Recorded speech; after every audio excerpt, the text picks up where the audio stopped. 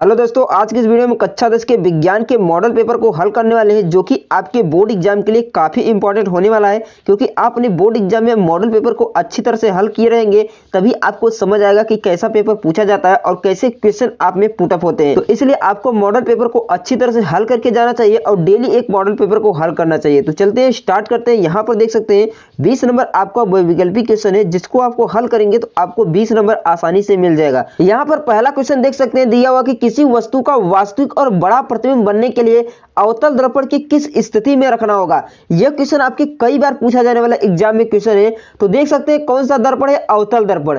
प्रतिबिंब बनना चाहिए वास्तविक और प्रतिबिंब क्या होना चाहिए, बड़ा होना चाहिए। अगर हम वक्रता केंद्र पर धरते हैं तो प्रतिबिंब क्या होगा, वक्रता केंद्र पर बनेगा और वस्तु के बराबर बनेगा। उसके बाद वक्रता केंद्र सी और फोकस के बीच, यदि हम सी और फोकस के बीच रखते हैं तो प्रतिबिंब क्या होता है, वक्रता केंद्र और अनंत के बीच बनता है और वस्तु से बड़ा बनता है और वास्तविक ही होता है। तो इसका ऑप्शन नंबर आपका बी बिल्कुल राइट आंसर हो जाएगा। उसके बाद 2 नंबर क्वेश्चन कह रहा है कि किसी भी लेंस की क्षमता की इकाई क्या होती है। तो किसी लेंस की क्षमता P बराबर होता है 1/f।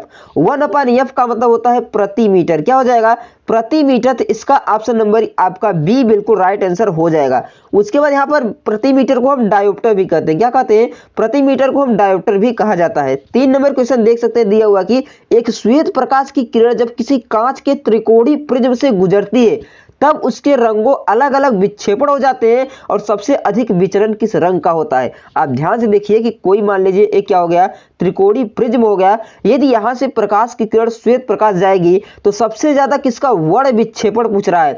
वर्ण विक्षेपण सबसे ज्यादा कौन फैलेगी, तो समझ लीजिए ऐसे प्रकाश की किरण क्या होती है, निकल जाती है। तो सबसे ज्यादा जो मुड़ती है, बैंड होती है, वो होती है बैगनी। कौन होती है, बैगनी। इसका ऑप्शन आपका कौन सा सही हो जाएगा, डी वाला आपका बिल्कुल राइट आंसर हो जाएगा। उसके बाद 4 नंबर क्वेश्चन है, कहा कि सूर्य श्वेताभ प्रतीत होता है यानी किस समय। तो आप सभी को पता है कि श्वेताभ मतलब सफेद। तो सूर्य जो है श्वेताभ दोपहर के समय प्रतीत होता है। तो उसके बाद 5 नंबर क्वेश्चन कह रहा है कि किसी विद्युत चालक का प्रतिरोध निम्नलिखित में से किस बात पर निर्भर नहीं करता है। जो विद्युत चालक का प्रतिरोध है, यहां पर दिया है चालक की लंबाई पर। तो विद्युत चालक का प्रतिरोध चालक की लंबाई पर निर्भर करता है, पदार्थ के घनत्व पर निर्भर करता है, चालक के अनुप्रस्थ काट पर निर्भर करता है, लेकिन चालक के आकार पर निर्भर नहीं करता। इसका ऑप्शन नंबर डी बिल्कुल राइट आंसर हो जाएगा। 6 नंबर क्वेश्चन कह रहा है कि कब 4 विद्युत चालक, यहां पर देख सकते हैं दिया कि कब 4 विद्युत चालकों को संयोजन करने पर किस स्थिति में संयोजन करें कि जो परिणामी प्रतिरोध होता है न्यूनतम होता है। जब हम मिनिमम प्रतिरोध की बात करते हैं तो उसे हम समांतर क्रम में जोड़ते हैं। किसमें, समांतर क्रम में जोड़ेंगे। तो इसका ऑप्शन नंबर आपका ए बिल्कुल राइट आंसर हो जाएगा। 7 नंबर क्वेश्चन है कि कह रहा है कि विद्युत धारावाही चालक के कारण उत्पन्न चुंबकीय क्षेत्र की दिशा ज्ञात करने के लिए किस नियम का उपयोग करते हैं। तो हम किसके नियम का उपयोग करते हैं, फ्लेमिंग के बाएं हाथ के नियम का प्रयोग करते हैं। तो इसका ऑप्शन नंबर आपका बी राइट आंसर हो जाएगा। उसके बाद 8 नंबर क्वेश्चन है कि निम्नलिखित में से कौन सी धातु ठंडे जल के साथ हाइड्रोजन गैस निकालती है। तो जो कैल्शियम और पोटेशियम होता है क्या करता है, ठंडे जल के साथ हाइड्रोजन गैस निकालती है। तो इसका ऑप्शन नंबर सी आपका राइट आंसर हो जाएगा। उसके बाद 9 नंबर क्वेश्चन है, कह रहा है कि निम्नलिखित में से कौन सी एल्कीन है। आपसे पूछ रहा है एल्कीन, क्या पूछ रहा है, एल्कीन पूछ रहा है। तो एल्कीन का सूत्र होता है ऑप्शन नंबर बी आपका बिल्कुल राइट आंसर होगा।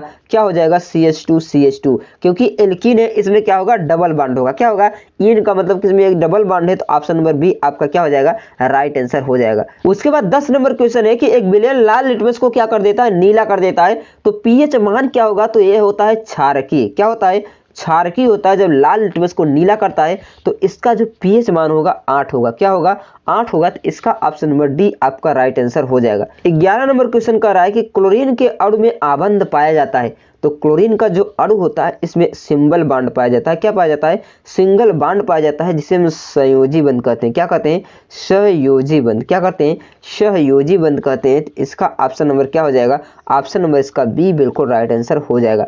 नेक्स्ट क्वेश्चन यहाँ पर देख सकते हैं, दिया हुआ कि जल को जीवाणु रहित बनाने के लिए किस उपयोगी पदार्थ को किया जाता है। यानी जल को जीवाणु रहित बनाने के लिए हम विरंजक चूड़ का प्रयोग करते हैं। तो इसका ऑप्शन नंबर डी आपका राइट आंसर हो जाएगा।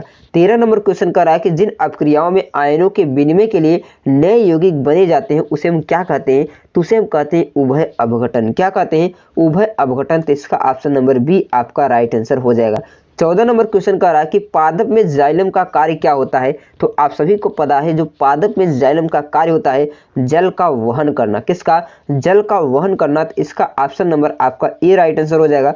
15 नंबर क्वेश्चन है कि आनुवांशिकता के प्रयोग के लिए मेंडल ने निम्नलिखित में से किस पौधे का उपयोग किया था। तो आप सभी जानते हैं मेंडल ने मटर के पौधे का उपयोग किया था। तो इसका ऑप्शन नंबर सी आपका राइट आंसर हो जाएगा। उसके बाद 16 नंबर क्वेश्चन है कि निम्नलिखित में से कौन से मादा जनन के तंत्र के भाग नहीं है। तो यहाँ पर आप देख सकते हैं अंडाशय, गर्भाशय, डिंड वाहिनी, ये सभी मादा जनन तंत्र की क्या है? भाग है। जबकि जो शुक्रवाहिका पुरुष जनन तंत्र का क्या होता है? भाग होता है। उसके बाद 17 नंबर क्वेश्चन देख सकते हैं कि स्वपोषण के लिए उपयोगी होता है। स्वपोषण के लिए क्या उपयोगी होता है? कार्बन डाइऑक्साइड उपयोगी होता है, क्लोरोफिल भी उपयोगी होता है, सूर्य का प्रकाश भी उपयोगी होता है।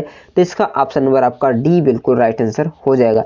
18 नंबर क्वेश्चन कह रहा है कि समजात अंगों के उदाहरण है, यानी जो समान अंग होते हैं। यहाँ पर देख सकते हैं हमारा हाथ और कुत्ते का अग्रपाद क्या है? समजात है। हमारे दांत और हाथी के दांत समजात है। आलू और धरा के क्या है? ऊपरी स्तर क्या होते हैं?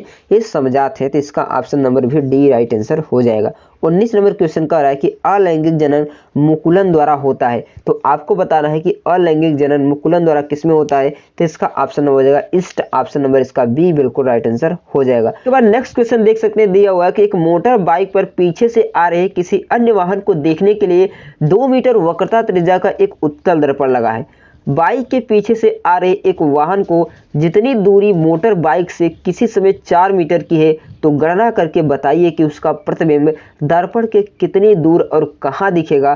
किरण आरेख बनाकर समझाइए। यहाँ पर आता त्रिज्या आपका कितना है? 2 मीटर है। तो फोकस दूरी आपका कितना हो जाएगा? 1 मीटर हो जाएगा। उसके बाद यहाँ पर u का मान कितना है? -4 मीटर है। कितना है? 4 मीटर है। तो आपको प्रतिबिंब ज्ञात करना है। तो प्रतिबिंब आप सूत्र जानते हैं कि 1/f बराबर हो जाएगा 1/v + 1/u। क्या हो जाएगा? 1/v + 1/u। तो आपको v का मान निकालना है, तो u को इधर ट्रांसफर कर देंगे तो आपका हो जाएगा 1/f बराबर 1/v - 1/u। तो सभी का मान धरेंगे तो 1/v बराबर हो जाएगा वक्रता त्रिज्या का 1/1 हो जाएगा -1/-4। तो इसका माइनस माइनस प्लस 1/1/4। तो 4 1 का 4 1 5 5/4 क्या हो जाएगा? 1/v। 1/v का मान कितना हो जाएगा? 1/v बराबर हो जाएगा कितना? 1/v का मतलब 5/4 हो जाएगा। कितना? 5/4 हो जाएगा। और v का मान आपका हो जाएगा 4/5। यहाँ पर देख सकते हैं प्रतिबिंब किस में आया है? पॉजिटिव में आया है। किस में आया है?